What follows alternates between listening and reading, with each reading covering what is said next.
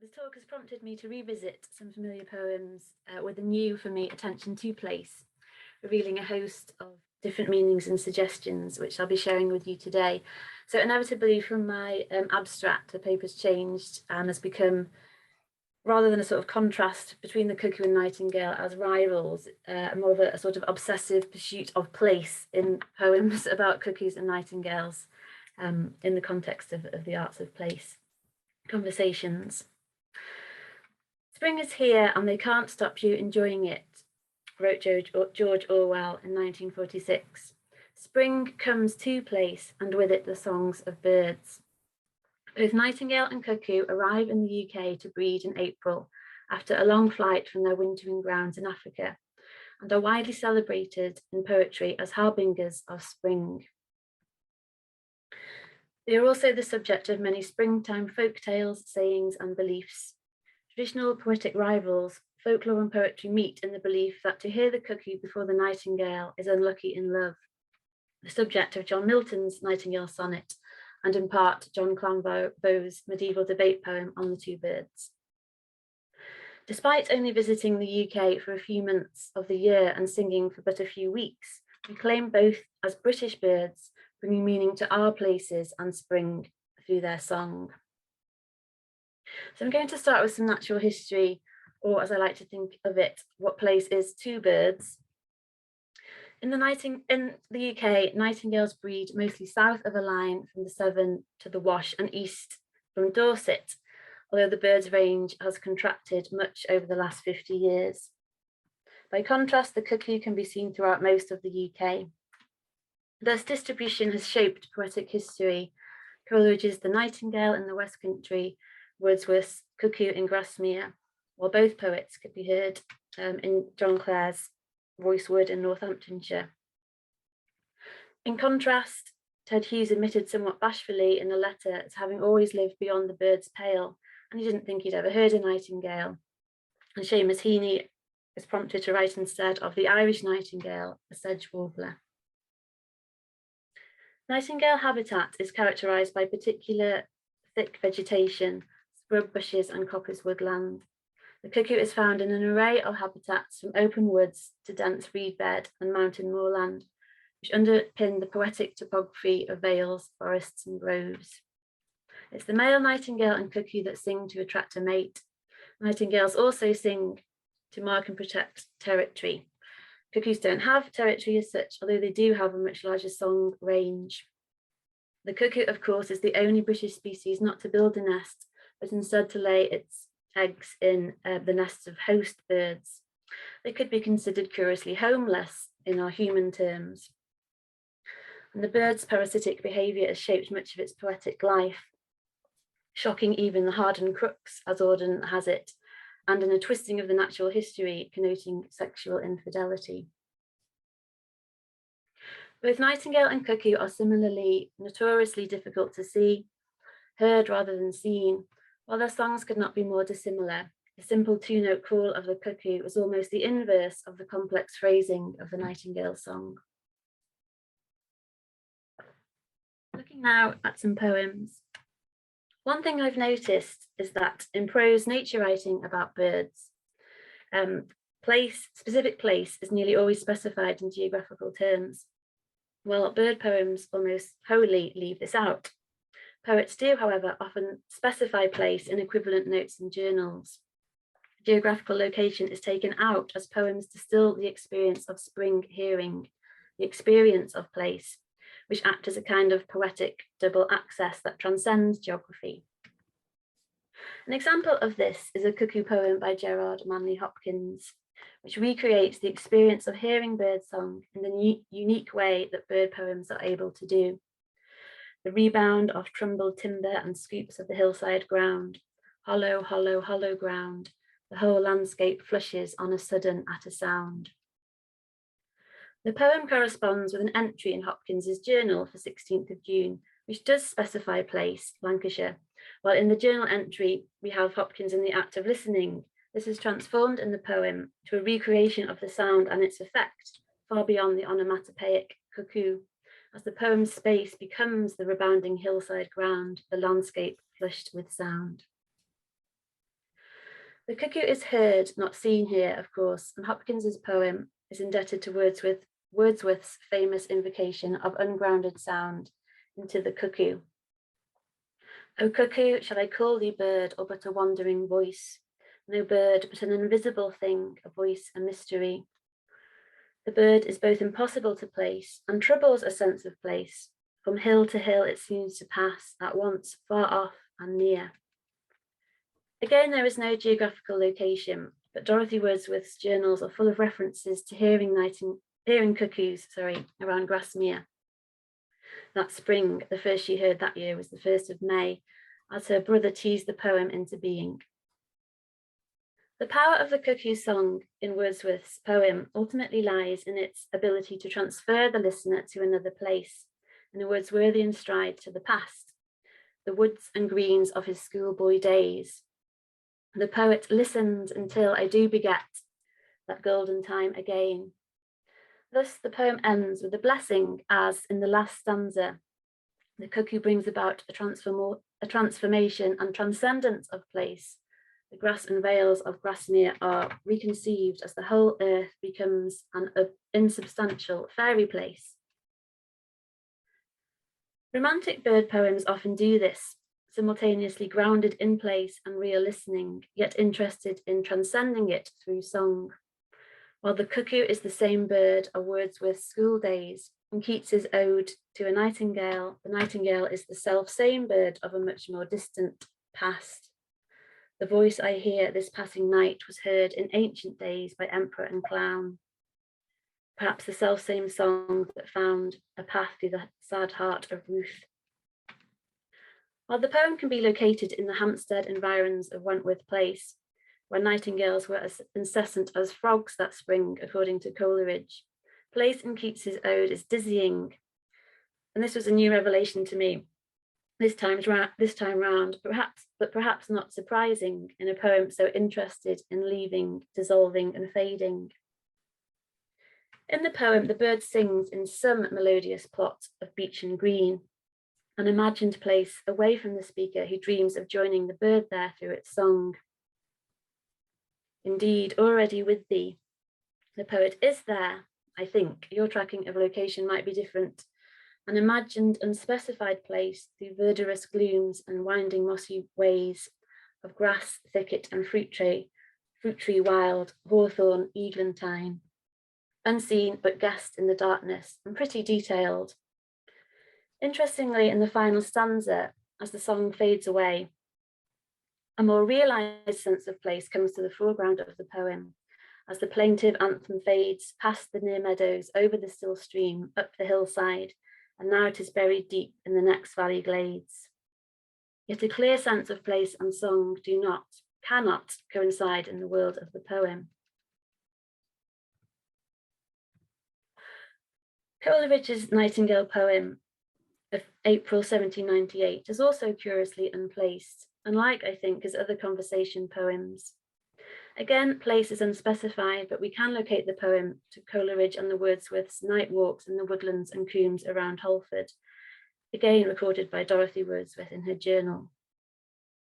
The poem does begin with a strong sense of locale on the old mossy bridge with the glimmer of the stream beneath, as hark, the nightingale begins its song.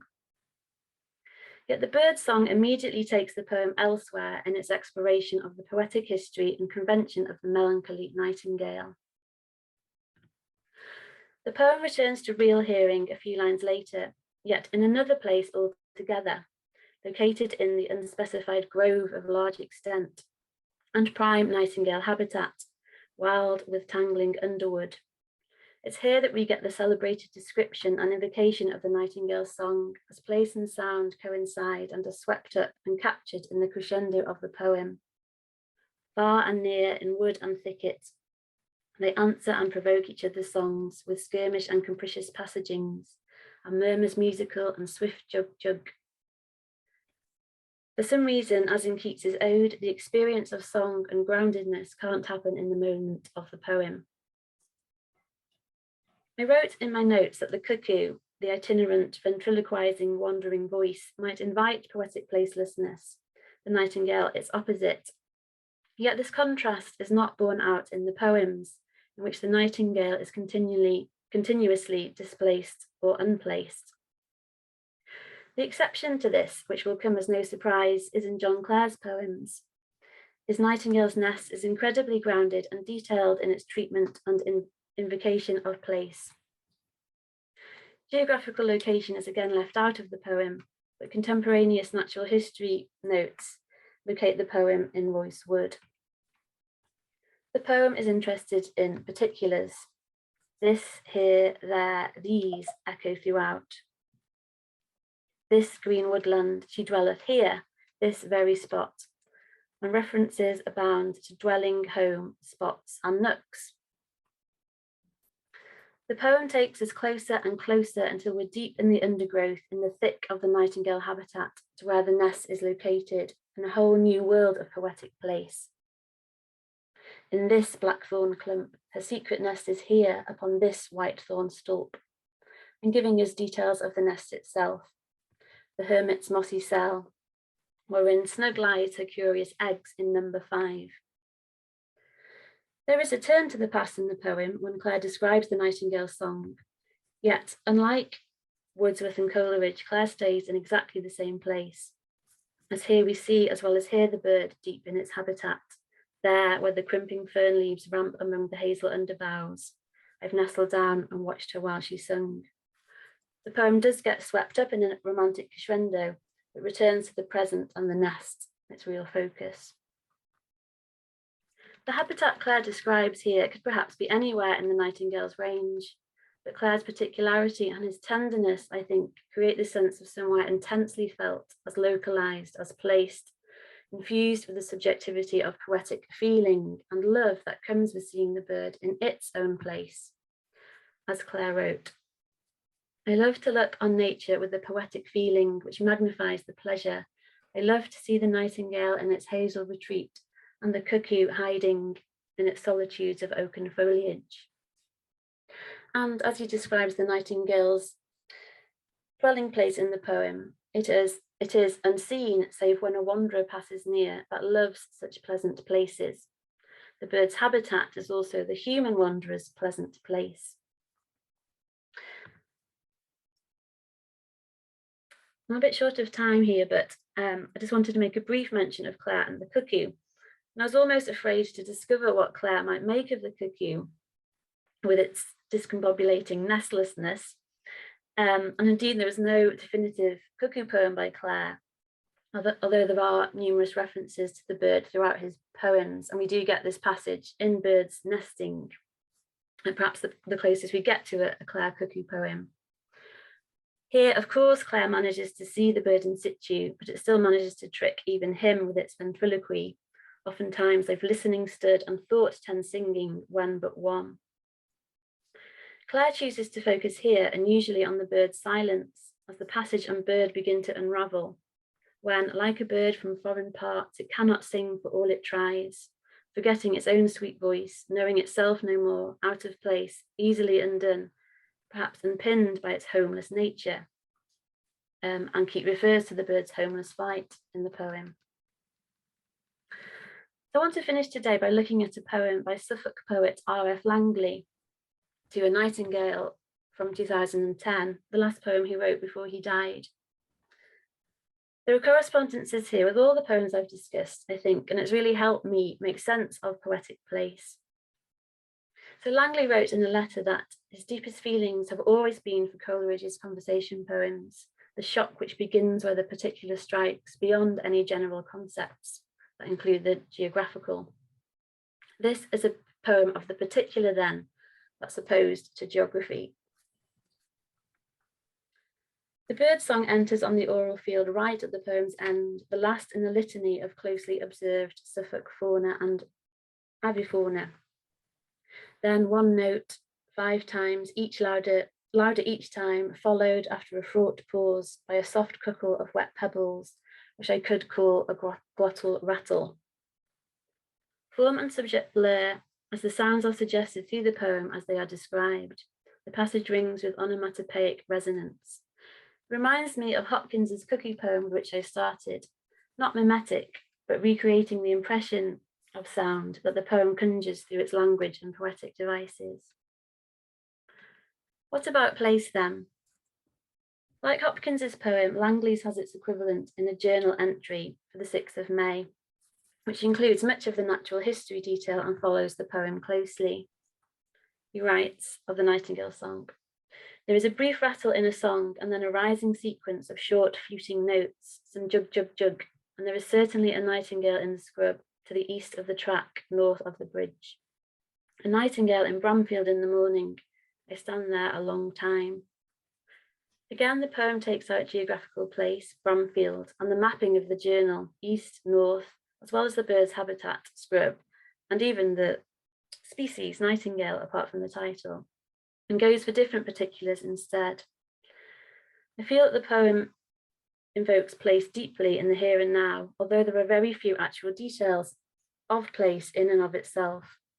Indeed, as the poem begins, I stop at nothing along the road, nothing but the coping of a bridge, which is repeated throughout, echoed throughout. Stop at nothing, to stop here at nothing, as a chaffinch sings interminably. And then at the end of the poem, I am empty, stopped at nothing, as I wait for this song to shoot. The road is rising as it passes the apple tree and makes its approach to the bridge. It circles back to the beginning as the same scene is seen anew. Much alike in Coleridge's conversation poems, replaced. The poet insists on the nothingness of its placement, yet the particularities and the Clare-like natural history detail to the Hopkins-esque evocativeness of birdsong means a sense of place is keenly felt. In an interview, Langley spoke about standing under a tree for an hour and a half without moving, having walked out of a village at dusk. He said, and it just occurred to me that I ought to stand without moving at all for that length of time and see what happened, not even turning my head. The feeling that you might get through to what was really there if you stripped off enough. If you stand absolutely still, you might not be part of any map at all. You see the place when you haven't got any designs on it. This is sort of what happens into A Nightingale, stopping at nothing, stripping back. And what is really there is the poem's true subject, the nightingale song, through which the speaker really comes to see place and enables us to see and to hear it too. Thank you.